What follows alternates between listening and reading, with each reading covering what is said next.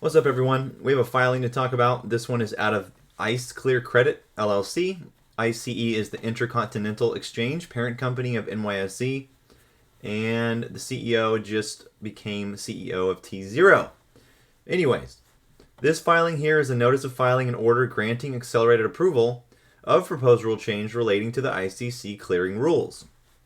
Now, real quick, the purpose of this is to modify certain provisions of the rules applicable to cleared credit default swaps contracts or components thereof, for which the Russian Federation is a reference entity in light of the sanctions imposed by Directive 1A of February 22nd, 2022, which is prohibitions related to certain sovereign debt of the Russian Federation. So basically, the amendments will incorporate in the terms and conditions for such contracts the additional provisions for certain Russian entities, which are excluded obligations and excluded deliverable obligations published by the International Swaps and Derivatives Association, otherwise known as ISDA.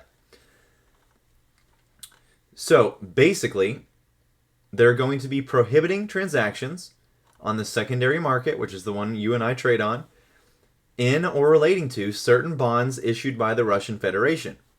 The Russia additional provisions implement this prohibition by excluding Russia government bonds that are restricted debt from being obligations or deliverable obligations under the terms of a CDS contract.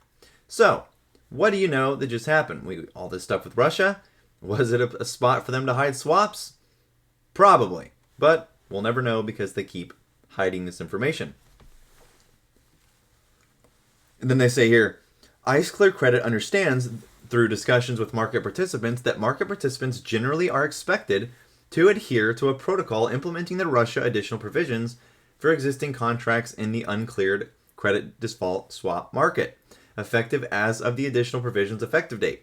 In an effort to maintain consistency across this credit default swaps market, they plan to implement the amendments discussed herein as of the same time. So they're going to be amending its rules to incorporate the Russia additional provisions into existing contracts. ICE Clear Credit would amend Rule 26C-316, which applies to CDX.EM contracts, which is an index of credit default swaps for which Russia may be an index component. New subsection F would provide that all open positions in CDX.EM contracts that have a component transaction in which the Russia Federation is a reference entity will be amended effective as of the additional provisions effective date, such that the Russia additional provisions apply. So they're also proposing to amend Rule 26D-616, which applies to emerging market sovereign single name credit default swap contracts. New subsection D would provide that a sovereign single name credit default swap contract referencing the Russian Federation will be amended, effective as of the additional provisions effective date, such that the Russia additional provisions apply. For clarity, the amendment would also update the transaction terms to reference the updated ISDA credit derivatives physical settlement matrix with the additional provisions effective date that takes into account the Russia additional provisions. So how about them apples?